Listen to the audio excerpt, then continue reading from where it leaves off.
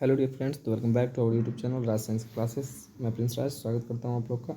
आज के इस फर्स्ट चैप्टर में हम लोग जानेंगे हिंदी का फर्स्ट चैप्टर, जिसका नाम है श्रम विभाजन एवं जाति प्रथा। ठीक है, इसके लेखक डॉक्टर भीमराव अम्बेडकर हैं। ठीक है, वही अम्बेडकर साहब जिन्होंने संविधान लिखा है, यानी कि संविधान रचयिता के नाम से जो जाने जाते हैं। ठीक है, नंबर 1 क्वेश्चन इसमें जानते हैं पहले उन्हीं के बारे में कि श्रम विभाजन डॉक्टर भीमराव अम्बेडकर का जन्म कब हुआ था। ठीक है, श्रम विभाजन जो चैप्टर है, डॉक्टर भीमराव अम्बेडकर का जन्म कब हुआ था भाई, तो वो ध्यान में रखने की बातें हैं कि 14 अप्रैल वो 1890 में हुआ था। 14 अप्रैल 1891, 88, 89।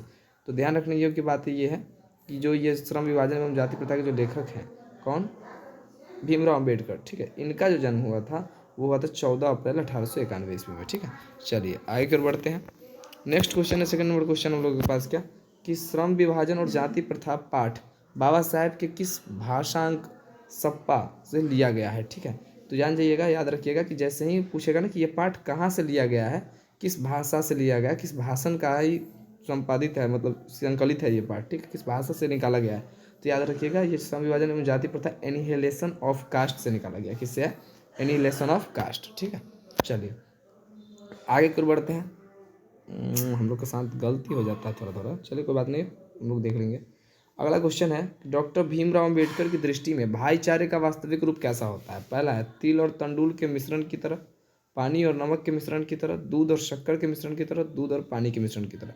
तो दूध और पानी के मिश्रण की तरह होना चाहिए, क्यों? क्योंकि दूध में पानी डालते हैं तो कोई फर्क नहीं पड़ता है, मतलब मिल जाता है, एकदम पूरा घुल मिल जाता है। तो उनका मानना ये था। ठीक है, अगला क्वेश्चन है कि श्रम विभाजन और जाति प्रथा के लेखक कौन है। तो अभी हमने बताया कि श्रम विभाजन और जाति प्रथा के लेखक कौन है, तो फिर भी ऑप्शन देखते हैं। बोल रहा है कि गुणाकर मूले, हालांकि ये नहीं होगा, महात्मा गांधी नहीं होगा, रामविलास शर्मा नहीं होगा, भीमराव अम्बेडकर ये होगा राइट ऑप्शन। ठीक है, चलिए आगे की ओर बढ़ते हैं।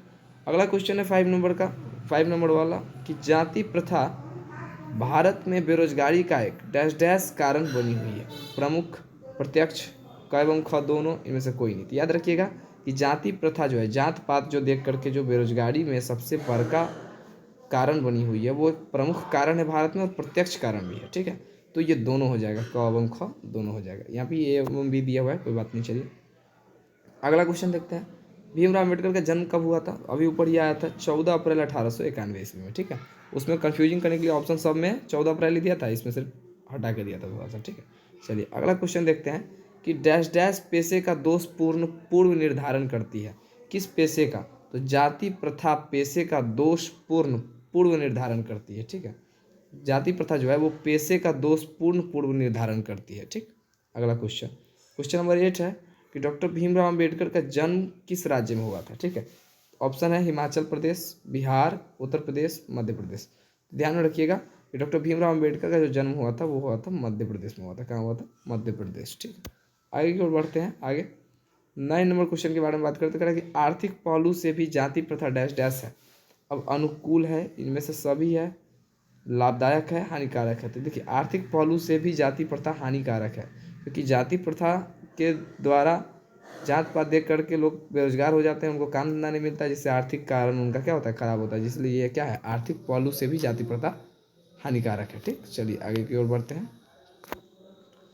अगला क्वेश्चन हम लोग देखेंगे, क्या 10 नंबर क्वेश्चन, कि भीमराव अंबेडकर की मृत्यु कब हुई थी। ठीक, तो भीमराव अंबेडकर की मृत्यु कब हुई थी ये जानने के लिए चलिए देखते हैं थोड़ा सा। कह रहा है कि भीमराव अंबेडकर की जो मृत्यु हुई थी कब हुई थी, तो भीमराव अंबेडकर की मृत्यु, पहला ऑप्शन है फरवरी 1914, मार्च 1865, जनवरी 1965, दिसंबर 1956।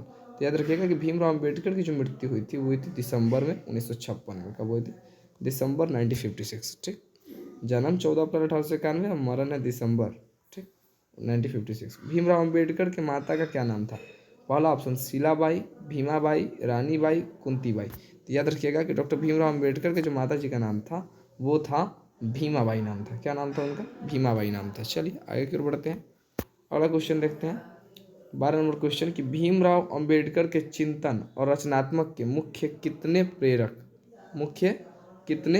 प्रेरक व्यक्ति रहे हैं। यानी कि उन्होंने जो चिंतन किए और जो भी सोच विचार किया जाति प्रथा को लेकर के, उनके कितने प्रेरक व्यक्ति रहे हैं, विचारक व्यक्ति रहे हैं। ठीक है, तो वो उसका राइट ऑप्शन हो जाएगा 3। ठीक, चलिए आगे कर बढ़ते हैं। अगला क्वेश्चन है 13 नंबर का, कि डॉक्टर भीमराव अंबेडकर के पिता का क्या नाम था। वेरी गुड, बहुत है। तो याद रखिएगा कि डॉक्टर भीमराव अम्बेडकर के पिताजी का नाम था रामजी सकपाल। क्या था?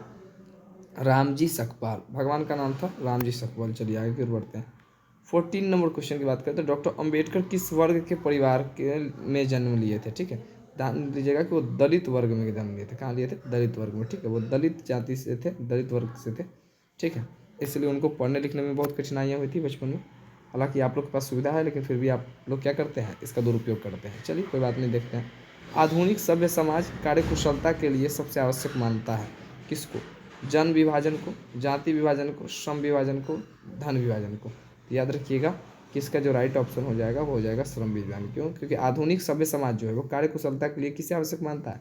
श्रम विभाजन को आवश्यक मानता है। ठीक है, चलिए अगला क्वेश्चन देखते हैं।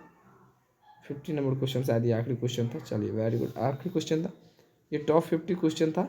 इस टॉप 50 क्वेश्चन से एग्जाम में से आने की संभावना है, इसलिए इसका तैयारी के लिए और भी विषयों के चैप्टर का हम ऑब्जेक्टिव लाते रहेंगे, और उसके लेकर के आपको मिलता रहे टाइम पर। इसके लेकर के आप चैनल को सब्सक्राइब करें, लाइक करें और बेल आइकन को दबा दें, और इसको शेयर कीजिए अपने दोस्तों के साथ। चलिए मिलते हैं अगले वीडियो में।